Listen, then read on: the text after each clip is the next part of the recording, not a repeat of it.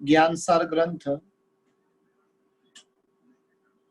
जिसके अंदर आज हम भाव पूजा अष्टक को लेने जा रहे हैं। गृहस्थों के लिए जो पूजा होती है वो अलग है, साधु संतों के लिए जो पूजा है वो भिन्न प्रकार की रहेगी। गृहस्थ द्रव्यों के साथ में रमणता करता है, हिंसा आदि सभी प्रकार के पाप उसके जीवन के अंदर सतत चल रहे हैं, और उसके लिए गृहस्थों के लिए जो पूजा होती है वो द्रव्य पूजा होती है। लेकिन साधु संतों के लिए ऐसी द्रव्य पूजा की आवश्यकता होती नहीं, और इसलिए आज यहाँ पर जो अष्टक बता रहे हैं उस अष्टक का नाम है भाव पूजा। इस संसार के अंदर परिभ्रमण करते हुए अनेकों बार हमने द्रव्य पूजा की, और सिर्फ द्रव्य पूजा तक ही सीमित रहे, जिस कारण से वो पूजा हमारे आत्म कल्याण के अंदर कारणभूत नहीं बन सकी। संसार परिभ्रमण करवाने वाली ही वो हमारी पूजा बनी। आज हम भाव पूजा किस प्रकार की होती है उसके ऊपर बातें करेंगे। प्रथम श्लोक के अंदर ही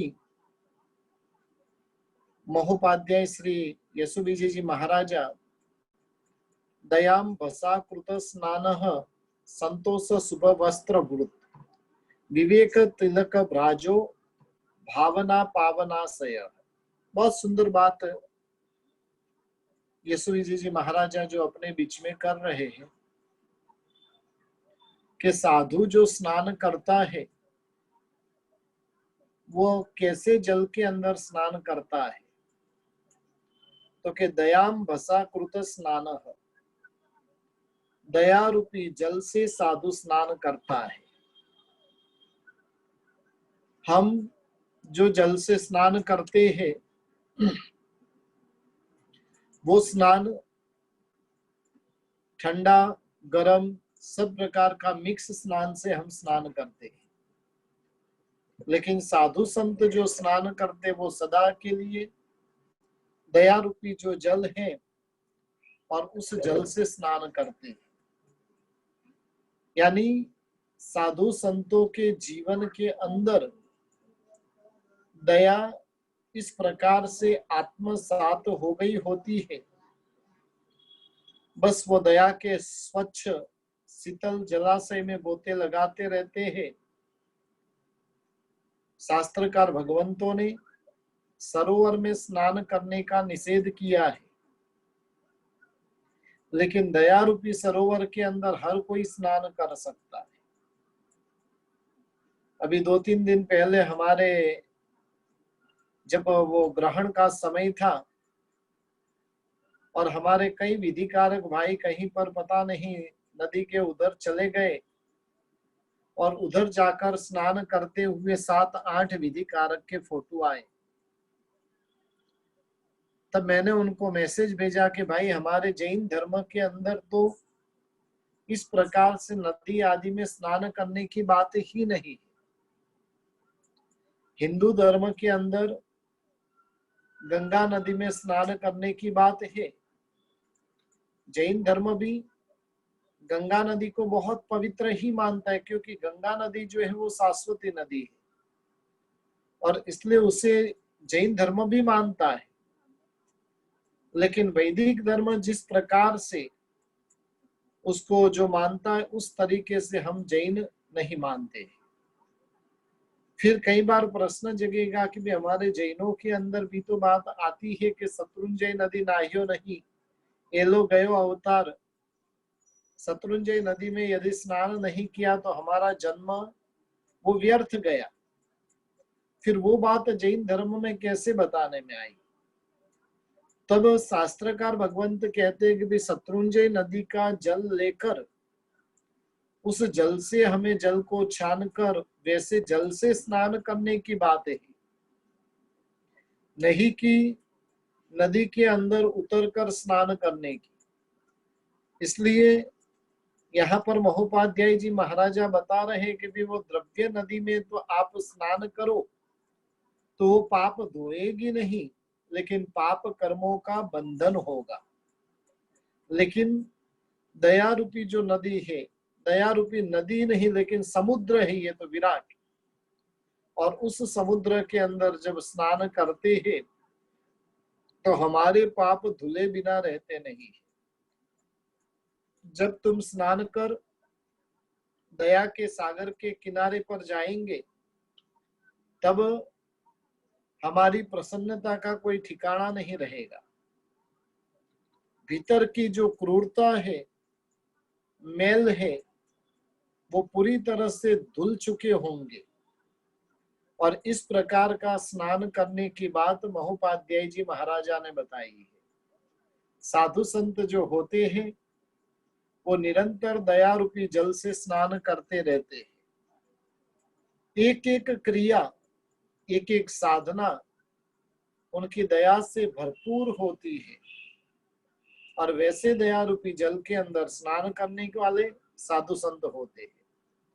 अब स्नान करने के बाद में दूसरा काम क्या करते हैं तो कि वस्त्र धारण करने का। और वो भी कैसे वस्त्र तो कि शुद्ध वस्त्र, और दूसरे नंबर के अंदर श्वेत वस्त्र।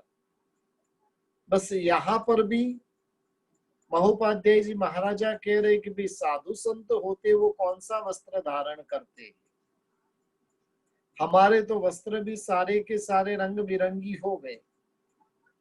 कई बार प्रश्न जगता है कि साधु संतों के लिए, साध्वी जी भगवंतों के लिए, श्रावकों के लिए सामायिक के वस्त्र सफेद और बहनों को क्यों हर एक कलर के।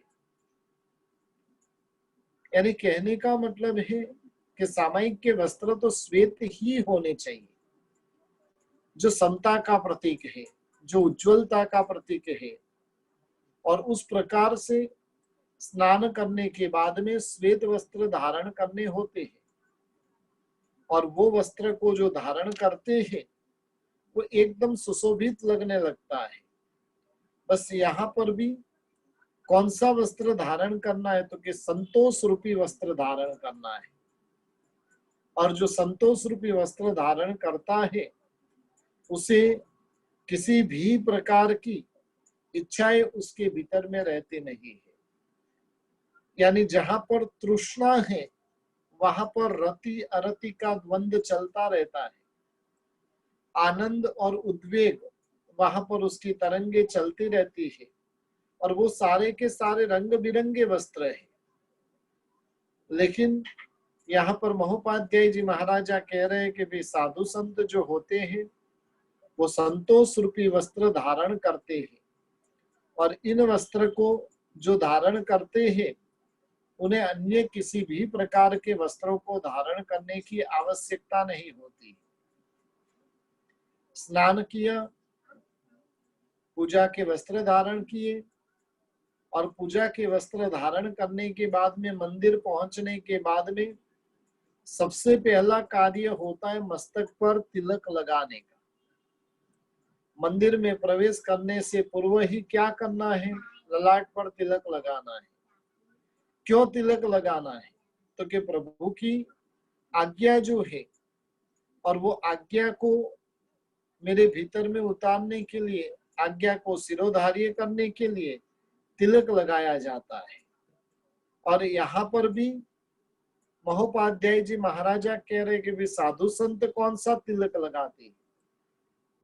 विवेक रूपी तिलक साधु संत अपने ललाट पर लगाते हैं। विवेक का तिलक यानी मस्तक जो है,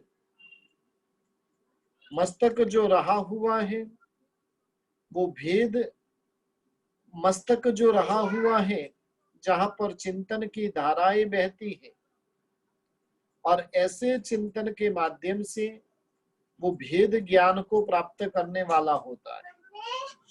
जड़ और चेतन के बीच का भेद, मैं जो हूं वो शरीर से भिन्न हूं, और इस प्रकार की बुद्धि जब विवेक प्रकट होता है तभी ही उत्पन्न हो सकती है। और ऐसा विवेक तिलक जो महात्मा होते हैं वो विवेक रूपी तिलक अपने मस्तक के ऊपर लगाते हैं। अब हमें हमारे विचारों को पवित्र बनाना है। जिस तरह आत्मा का पूजन करने की हमारी जो उत्कट इच्छा है, उसी तरह से परमात्मा के गुणों में तन्मयता साधने की भावनाओं के द्वारा अपने विचारों को पवित्र बनाना है।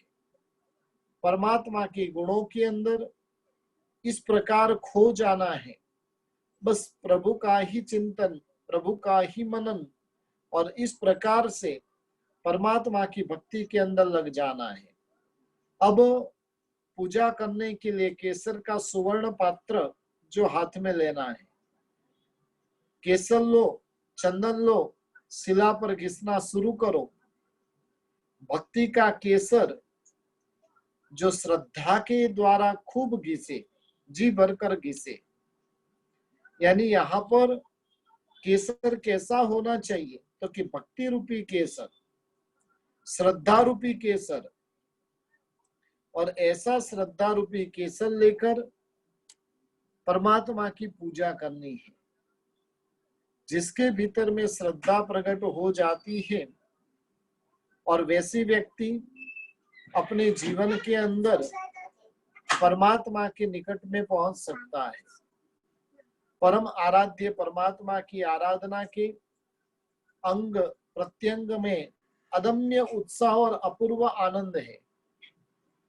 साथ ही यह परमात्मा जो है वो परमात्मा की जो आराधना ही रही हुई है वो परमार्थ है, और ऐसा दृढ़ विश्वास रखकर परमात्मा की श्रद्धा पूर्वक पूजा करनी है। अब मंदिर के भीतर में जाएंगे, मंदिर को बाहर कहीं खोजने की आवश्यकता नहीं है, ना ही दूर सुदूर उसकी खोज में जाने की आवश्यकता है। अपने देह के भीतर में ही स्थिर दृष्टि से, निर्निमेष दृष्टि से निरखते रहना है। और वास्तव में देखने जाए तो अपनी आत्मा ही मंदिर रही हुई है, अपनी आत्मा ही परमात्मा रही हुई है, क्योंकि आत्मा के भीतर में जो शुद्ध स्वरूप आत्मा का जो रहा हुआ है, और ऐसे शुद्ध स्वरूप की पहचान कर कर उस परमात्मा की पूजा करनी है। यानी जो साधु संत होते हैं उन्होंने अपने स्वयं का जीवन इतना विशुद्ध बनाया हुआ होता है, और उस विशुद्धता के कारण वो सदा के लिए स्वयं के स्वभाव में रमणता करने वाले होते हैं। जैसे परमात्मा के 9 अंग है, हम परमात्मा की 9 अंग पर पूजा करते हैं, वैसे ही साधु संत भी होते, वो 9 प्रकार की ब्रह्मचर्य की गुप्ती को धारण करने वाले होते हैं, और जिस कारण से उनके एक एक अंग इतना पवित्र होता है कि जिसके माध्यम से वो सदा के लिए अपने आत्मा के भीतर में रमणता करने वाले होते हैं। स्नान करने के बाद में तिलक लगाया, तिलक लगाने के बाद में श्रद्धा रूपी केसर को घिसा, श्रद्धा रूपी केसर को घिसने के बाद में परमात्मा की 9 अंग पूजा, और एक एक अंग की भी कितनी गजब की विशेषता रही हुई है। और इस प्रकार से भाव पूजा में रमणता करने वाले साधु संत होते हैं। आत्म राम के लिए, परमात्मा के लिए गले में आरोपण करने की माला भी गुंथ ली है। और वो माला किसकी है, तो कि क्षमा की, जहां पर सुगंध निरंतर बहती रहती है, और ऐसे पुष्प है, क्षमा के 1-2 पुष्प नहीं, लेकिन पूरी की पूरी माला। जीवन के अंदर एकाध बार क्षमा करने से काम नहीं चलेगा, लेकिन बार बार क्षमा की सौरभ हमें फैलानी होगी। और इस प्रकार से महोपाध्याय जी महाराजा कह रहे कि क्षमा रूपी पुष्प हमारे आत्म राम को चढ़ाने हैं, और आत्मा जब क्षमा भाव के अंदर चली जाती है तब उसे संसार के अंदर परिभ्रमण करना नहीं पड़ता है। जैसे और उसके बाद में परमात्मा की वस्त्र पूजा करनी है। 70 भेदी पूजा के अंदर तीसरी पूजा परमात्मा की वस्त्र पूजा आती है। और वस्त्र कितने प्रभु को अर्पण करने, तो कि 2 वस्त्र परमात्मा को अर्पण करने। वो 2 वस्त्र क्यों अर्पण करना, तो कि भी आत्मा को निश्चय धर्म और व्यवहार धर्म की प्राप्ति करनी है। 2 प्रकार के जो धर्म रहे हुए हैं, एक निश्चयता की ओर लेकर जाता है और एक व्यवहारिकता को लेकर जाता है। और इस प्रकार से ऐसे वस्त्र प्रभु को अर्पण करने हैं। वस्त्र अर्पण करने के बाद में परमात्मा को अलंकार पहनाया जाता है। मुकुट के स्वरूप में, माला के स्वरूप में, आदि के स्वरूप में परमात्मा को अलंकार जो पहनाया जाता है। और यहाँ पर आत्म राम को कौन सा अलंकार पहनाना है, तो महोपाध्याय जी महाराजा कहते हैं कि यहाँ पर ध्यान रूपी अलंकार पहनाना है। धर्म ध्यान और शुक्ल ध्यान रूपी अलंकार को जो धारण करता है वो निरंतर अपने कर्मों की निर्जरा करता जाता है। और इस प्रकार से परमात्मा की पूजा की बातें जो महोपाध्याय जी महाराजा जो बता रहे हैं, और उसके बाद में एक बहुत महत्वपूर्ण जो पूजा आती है वो है अष्टमंगल का आलेखन करने की। हालांकि वर्तमान में ये प्रथा लगभग खत्म हो चुकी है। पूर्व के काल में मंदिर के अंदर अष्टमंगल का आलेखन किया जाता था। वर्तमान के अंदर वो परंपरा लगभग बंद हो चुकी। सिर्फ साख्या करने की या तो नंदाव्रत करने की परंपरा है, लेकिन अष्टमंगल का आलेखन करने की परंपरा वर्तमान में लगभग कहीं पर भी देखने को मिलती नहीं है। लेकिन ये परंपरा एक बहुत सुंदर परंपरा थी, क्योंकि परमात्मा जहां पर भी रहते तो प्रभु के आगे अष्टमंगल चलते हैं। और ये अष्टमंगल के माध्यम से पूरे विश्व का मंगल होता है। और ऐसे 8 मंगलकारी जो चीजें प्रभु के आगे चलती है, बस यहाँ पर भी हमें किसका आलेखन करना है, तो कि एक एक मंगल का आलेखन करते हुए एक एक मद का त्याग करने की भावना रखनी है। आत्मा के ऊपर 8 मद जो लगे हुए, 8 प्रकार के अहंकार, और उन मदों को त्याग करने के लिए परमात्मा की अष्टमंगल से पूजा करनी है। अष्टमंगल प्रभु के आगे बनाने हैं। कर्माधीन जो जीव है वो एक गति से दूसरी गति में निरंतर आवागमन चलता रहता है। और इस प्रकार से ऐसी ऐसी जाति वो धारण करता है, कभी नीच जाति में, कभी उच्च जाति में वो जीव जाता आता रहता है।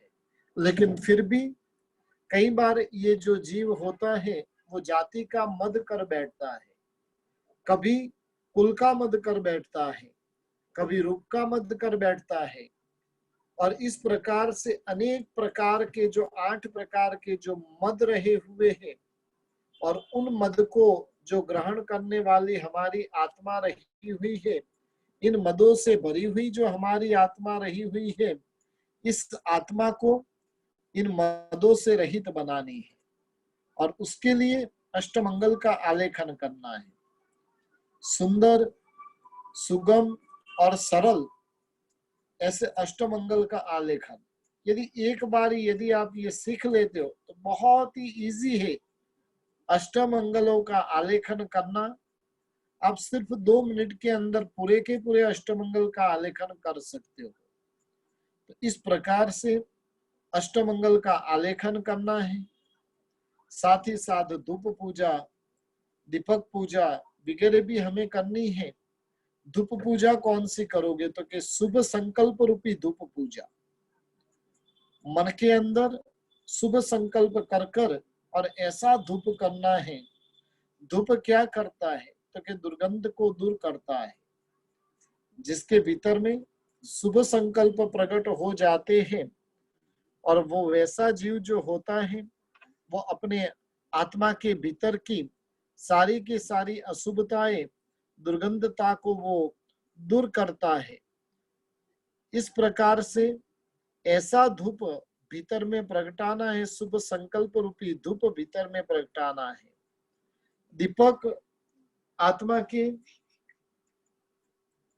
दीपक कैसा प्रगटाना है तो कि भैया आत्मा के भीतर में ज्ञान रूपी दीपक प्रगटाना है, जिससे आत्मा का शुद्ध स्वरूप का ज्ञान होगा, जिससे आत्मा में पड़ा हुआ जो अनादि काल से जो मिथ्यात्व पड़ा हुआ था, अज्ञान पड़ा हुआ था, और उसकी दुर्गंध को दूर कर पाएंगे।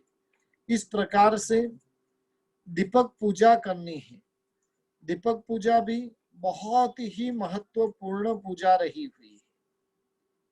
दीपक जब करते हैं, द्रव्य दीपक प्रभु के सामने किया जाता है और वो द्रव्य दीपक आत्मा के भीतर में ज्ञान की ज्योत प्रगटाने वाला बनता है।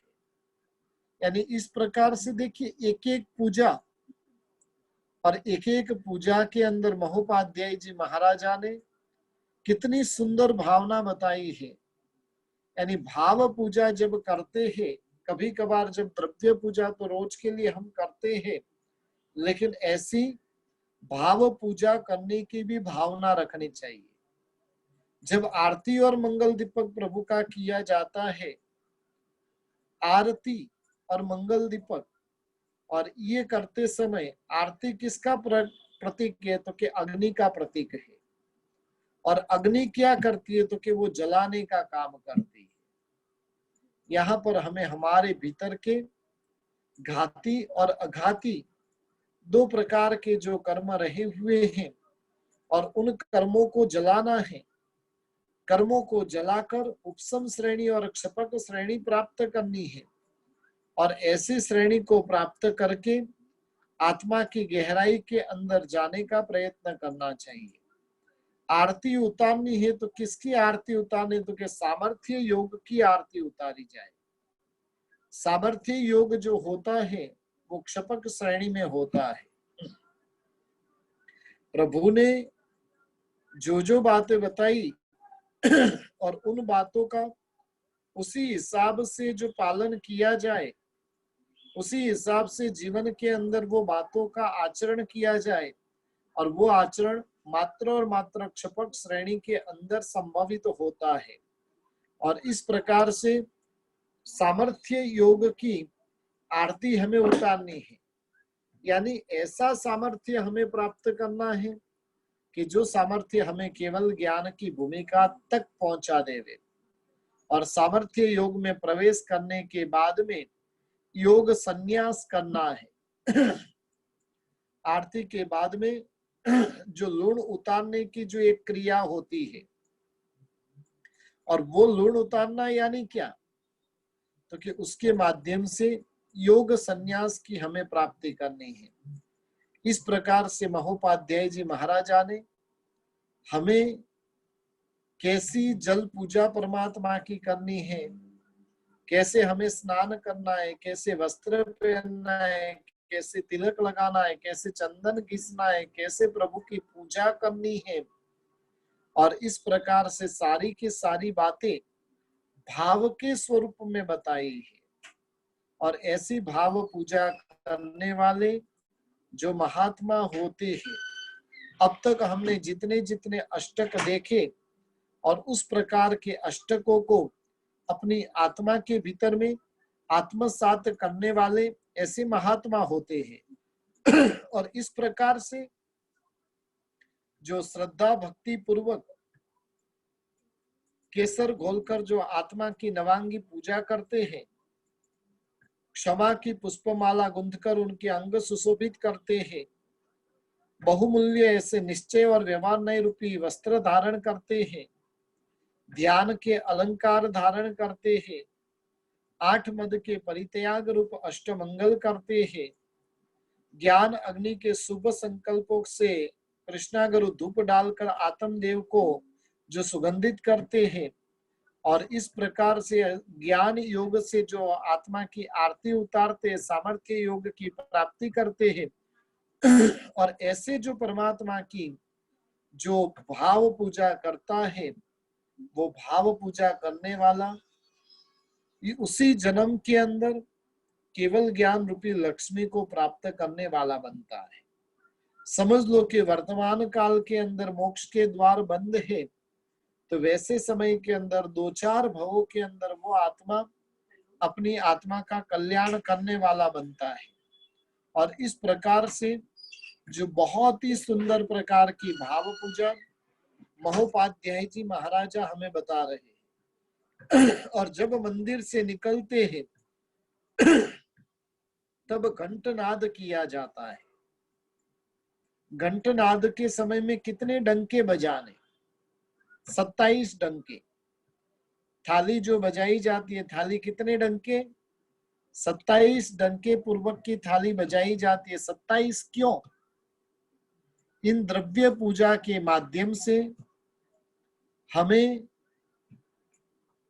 साधु जीवन की प्राप्ति करनी है। और साधु भगवंत के गुण कितने हैं? 27 हैं। इसलिए ये 27 डंके बजाए जाते हैं। और इस प्रकार से घंटनाद करना, आनंद जो प्राप्त हुआ है प्रभु भक्ति का, वो आनंद को व्यक्त करने के लिए घंटनाद किया जाता है। वर्तमान में तो परिस्थिति ऐसी है कि मंदिरों के घंट भी बंद करके रख दिए हैं। कितनी विपरीत परिस्थिति है। पूरा जगत जिसके अंदर इतना शोर शराबा हो रहा है और मंदिरों का घंट बंद किया है। क्यों बंद किया है समझ में ही नहीं आता है। किस लिए बंद किया घंट? अरे घंट होता है तो घंट की तो इतनी गजब की ताकत होती है। घंट का खाली नाद सुनते हैं और अशुद्ध तत्व दूर हो जाते हैं। घंट का नाद करने के साथ में बीमारियां दूर होती है। अपने यहाँ पर बात आती है कि कृष्ण महाराजा के वहां पर एक ऐसी बेरी थी, यानी दुंदुबी जो थी, और उस बेरी का नाद किया जाता था। जब उस बेरी का नाद होता था और जो भी सुनता था उसकी बीमारी दूर हो जाती थी। और ऐसा घंटनाद हमें करना है। किस लिए घंटनाद करना है? आनंद की अभिव्यक्ति करने के लिए। आज बहुत आनंद आ गया प्रभु की भक्ति में, और ये भक्ति की शक्ति को दिखाने के लिए ये घंटनाद करना होता है। आज हमें परमात्मा के मंदिर के अंदर आत्म राम के साक्षात दर्शन हो गए। आज पूजन अर्चन के माध्यम से मेरी खुशी का अब कोई पार नहीं है, और उसको व्यक्त करने के लिए क्या किया जाता है? घंटनाद किया जाता है। इस प्रकार से परमात्मा की पूरी पूजा महोपाध्याय जी महाराजा ने बताई है। और महोपाध्याय जी महाराजा तो कहते हैं कि मोक्ष यदि इस प्रकार से पूजा की जाए तो मोक्ष हमारी हथेली में है। मोक्ष दूर नहीं है, मोक्ष हमारे से एकदम निकट में रहा हुआ है। जरूरत है ऐसी भाव पूजा करने की। भाव पूजा में जब खो जाते हैं तो मोक्ष हमारे बस में है। द्रव्य पूजा के अनन्य प्रतीकों के माध्यम से मोक्ष गति तक पहुंचाने के साधन स्वरूप यहाँ पर भाव पूजा बताई गई है। इन तात्विक पूजा हेतु शास्त्रों का अध्ययन, शास्त्रों का परिशीलन अत्यंत ही आवश्यक हो जाता है। एक चीज ध्यान रखिए कि धर्म की जितनी भी क्रियाएं हैं और उन क्रियाओं की यदि कोई जड़ है तो वो ज्ञान है। ज्ञान नहीं है तो सब कुछ व्यर्थ है। कई लोग ऐसे होते हैं कि जो पूरी जिंदगी तक उन्होंने पूजा की, द्रव्य पूजा, सुबह में चले जाते थे, 2-2 घंटे तक परमात्मा की पूजा भक्ति करते थे, और आखिर में उन्हें कहा जाए कि भी उससे तुम्हें प्राप्त क्या हुआ? मन प्रसन्नता मेति हुआ, छिद्यन्ते विघ्न वल्लय हुआ। और यदि ये नहीं हुआ है तो समझना कि तुम्हारी पूजा वो अज्ञानता से भरी हुई है। जब ज्ञान दशा जब प्रकट हो जाएगी तब वो पूजा का आनंद वो अलग ही होगा। आत्मदेव की भाव पूजन की एक अनोखी दुनिया है, स्थूल दुनिया से एकदम निराली है। वहां नहीं तो संसार के स्वार्थजन्य प्रलाप है और नहीं तो कसाई जन्य कोलाहल रहा हुआ है।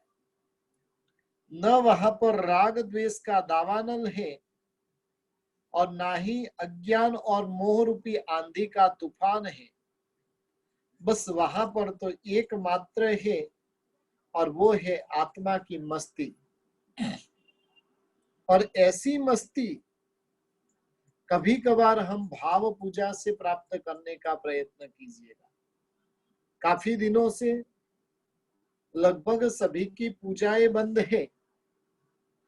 कोई कोई पुण्यात्मा जिनका घर मंदिर है तो उन्हें पूजा करने का अवसर मिल रहा है। जिन्होंने अपने घर में परमात्मा को विराजमान किया है उन्हें पूजा करने का अवसर मिल रहा है।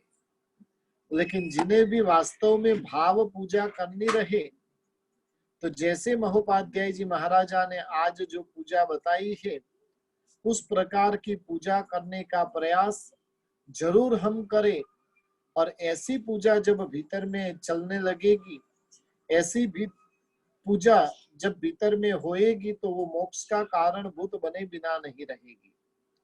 मोक्ष की चाहना रखने वाले, साधना पथ पर जो गतिशील जो जीव है वो भाव पूजा में प्रवृत्त होता है और तब उसे अपनी चाह जो है वो पूर्ण होती हुई प्रतीत होती है और उसको मोक्ष अब दूर नहीं है। अब उस आत्मा के लिए मोक्ष निकट में रहा हुआ है। सारा जो दारमदार रहा हुआ है वो भाव पूजा पर निर्भर है। हम गृहस्थ भी जितनी भी प्रकार की द्रव्य पूजा करते हैं वो द्रव्य पूजा इसलिए करते कि द्रव्य पूजा वो भाव का कारण बने। लेकिन हम भाव की दुनिया तक पहुंचते ही नहीं, द्रव्य में हम तो खुश है, हमें तो द्रव्य में ही आनंद दिख रहा है। तो इस प्रकार से देखिए कई बार परमात्मा का पक्षाल रह गया, उस परमात्मा का चिंतन रह गया, उसका अफसोस होता है। का पक्षाल करते हुए भाव नहीं जगा उसका कभी अफसोस होता है। और ये क्यों नहीं होता है? हम द्रव्य दुनिया में, जब भावों की दुनिया में प्रवेश कर लेंगे तो फिर वहां पर जो क्रिया करते जाएंगे वो सारी की सारी क्रियाएं हमारी तन्मयता पूर्वक होती रहेगी। यदि आत्मा की परम विशुद्ध अवस्था को लक्ष्य में लेकर भाव पूजा में यदि प्रवृत्ति होती है तो तन्मयता हुए बिना रहती नहीं है। और आत्मा का एकमात्र लक्ष्य यही है कि वो आत्मिक भावों के अंदर एकदम तन्मय हो जाए। यानी जो पूजा जो होती है वो दो प्रकार की पूजा, एक द्रव्य पूजा और एक भाव पूजा है। जिसके मन में जैसा भाव आए वैसी वो पूजा कर सकता है। जिस प्रकार की परिणति है उसके अनुरूप उसे पूजा करनी चाहिए। आत्मा के विकास के आधार पर पूजन और अर्चन करना है। योग्यता न होने पर यदि पूजा भी की जाती है तो वो हानिकारक होती है। शास्त्रकार भगवंतों ने तो योग्यता के ऊपर तो बहुत भार दिया है। योग्यता कैसी होनी चाहिए एक सूत्र सिखाना है, उसके लिए योग्य व्यक्ति चाहिए।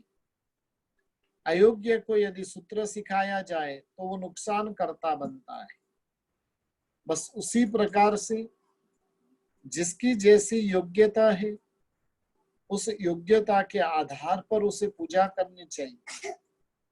घर में रहे हुए पापस्थानक का सेवन करने वाले ऐसे गृहस्थों के लिए द्रव्य पूजा वो महत्वपूर्ण रही हुई है। वो द्रव्य के साथ जीता है और उसके लिए द्रव्य पूजा महत्वपूर्ण है। और साधु संत जो होते हैं वो द्रव्य से रहित है। साधु संत जो होते हैं उनके पास में अब पूजा करने योग्य एक भी द्रव्य रहे हुए नहीं है। और वैसे जो साधु संत हैं उनको भाव पूजा करनी है। अभेद उपासना रूप भाव पूजा जो है वो तो साधु संत ही कर सकते हैं। जहां पर अभेद दशा प्रकट हो जाएगी, अभी तक भेद है, परमात्मा और हमारे बीच में भेद है। जिन रंग विजय जी महाराजा ने बहुत सुंदर बात कही, मेरो मन तुम साथे लीनो मीन वसे जीव जल में। मेरा मन वो आपके साथ में लग गया है।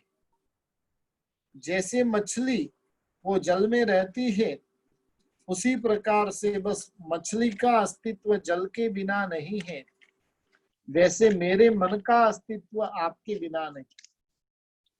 2400 घंटा परमात्मन मेरे भीतर में आप समाये हुए हो।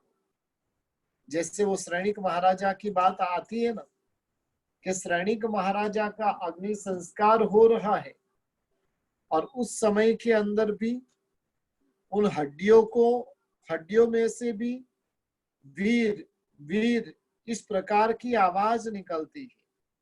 कैसा अभेद भाव उन्होंने आत्मसात कर लिया होगा, कैसी अभेद दशा उन्होंने वीर के साथ में कर दी होगी और तभी ये संभवित तो होता है। इसलिए साधु और परमात्मा ऊपर के विशिष्ट कक्षा के जो साधु होते वो अभेद की साधना कर सकते हैं। आत्मा की उच्च विकास भूमिका पर स्थित ऐसे निर्ग्रंथ परमात्मा के साथ अभेद भाव से मिल सकते हैं। परमात्मा के संग स्व आत्मा का तादात्म्य तन्मयता प्राप्त कर सकते हैं और वही वास्तव में भाव पूजा रही हुई है। परमात्मा का और हमारी आत्मा का एक मेक हो जाना, अब वहां पर किसी भी प्रकार का भेद नहीं रहना, वो भाव पूजा है। द्रव्य पूजा और भाव पूजा का जो भेद है वो यहाँ पर भेद और अभेद से बताया गया है। संसारी जीव है वो प्रभु से एक मेक नहीं हो पाता है और साधु संत है वो प्रभु से एक मेक हो जाते हैं। और इसलिए एकमात्र मुनि भगवंतों को अभेद भक्ति करने का, अभेद पूजा करने का अधिकार मात्र और मात्र उनको दिया हुआ है। परमात्मा स्वरूप के साथ आत्म गुणों की एकता की अनुभूति करने वाला मुनि कैसा परमानंद का अनुभव करता है, उसका वर्णन करने में शब्द और लेखनी दोनों असमर्थ है। अभेद भाव के मिलन की मधुरता तो संवेदन का ही विषय है और जिसके भीतर में संवेदन होता है वो कभी व्यक्त करता नहीं है। व्यक्त किया, उसका मतलब है कि उसके भीतर में बताने का भाव प्रकट होगा, और बताने का भाव वो वास्तविक अभिव्यक्ति नहीं है। वास्तविक जब अभिव्यक्ति होगी तो किसी को भी वो बताने की भावना भीतर में रखेगा ही नहीं, और इस प्रकार से उनका जो परमात्मा से जो मिलन का जो आनंद होता है वो बहुत ही गजब का होता है। और इस अष्टक के अंदर महोपाध्याय जी महाराजा ने भाव पूजा के संबंध में उत्कृष्ट मार्गदर्शन दिया है। साथ ही भाव पूजा में प्रयुक्त होने का उपदेश मुनि श्रेष्ठों को दिया है, यानी मुनि भगवंतों को उपदेश दिया है कि तुम वास्तव में क्या करो, अब भाव पूजा के अंदर ऐसे मस्त हो जाओ, ऐसे खो जाओ कि बस अब दुनिया का कहीं पर भी स्मरण ही नहीं रहे। साधु बनने के बाद में भी यदि स्मरण होता है कि ये मेरा गांव है, ये मेरे परिवार वाले हैं, ये मेरे सगे संबंधी है, और इस प्रकार का यदि समझ लो कि उनके मन के भीतर में विचार आता है, तो वास्तविकता में देखने जाए तो अभी तक साधुता में कुछ त्रुटि रही हुई है, जिसका विस्मरण कर दिया है। एक जन्म संसारी जीवन अलग था, साधु का जीवन अलग है, दूसरा जीवन है, और नया जीवन मिलने के बाद में पुराने जीवन की कोई बातें याद रहती है? हम गत जन्म में से यहाँ पर आए, अब गत जन्म की कोई भी बात हमें याद है? कभी किसी को जाति स्मरण ज्ञान हो भी गया और उस हिसाब से उसको सब कुछ पता भी चल गया, वो वहां पर पहुंच भी जाएगा। अब वो बोलेगा नहीं कि भाई मैं तो यहाँ पर इतने करोड़ों का मालिक था, ये तो सब कुछ मेरा है, वो क्या करेगा? सगा बेटा रहेगा, वो भी उसको नकार देगा, नहीं भी इसमें से तुम्हें कुछ भी नहीं मिल सकता है। बस उसी प्रकार से साधु संसारी जीवन का त्याग करके आए हुए होते हैं, अब तो मस्ती का साधु जीवन जीने वाले होते हैं। बस प्रभु की आज्ञा के साथ में, प्रभु के वचन के साथ में इस प्रकार का जीवन जीते हैं कि जीते जीते आत्मा और परमात्मा के बीच में अभेद भाव की दुनिया के अंदर वो प्रवेश कर देते हैं। और इस प्रकार से उच्च कक्षा के साधक के लिए ये भाव पूजा महोपाध्याय जी महाराजा ने बताई है। और ऐसी भाव पूजा निरंतर हम अपने जीवन के अंदर भी करते रहे, और इस प्रकार की भाव पूजा के माध्यम से हमारी आत्मा को भी पूजा करते करते हमारी आत्मा भी पूज्य बन जाए। बनना है सबको पूज्य बनना है तो बहुत कुछ साधना करनी होगी। एकमात्र जैन धर्म ही है जो हर किसी को पूज्य बनाने के लिए बैठा है। आपको, मुझे, सबको भी ये जैन धर्म कहता है तुम्हें पूज्य बनना है, बन सकते हो। बस तुम साधना करो, जो काम मैंने किया वो काम तुम करो, तुम भी पूज्य बन जाओगे। और इस प्रकार से पूज्य बनने की जो साधना है वो भाव पूजा के माध्यम से होती है। ऐसी भाव पूजा करते करते हम भी एक दिन पूज्य की भूमिका में पहुंचे। इसी मंगलमय कामना के साथ में आज यहाँ पर विराम लेते हैं। परमात्मा की आज्ञा के विरुद्ध कुछ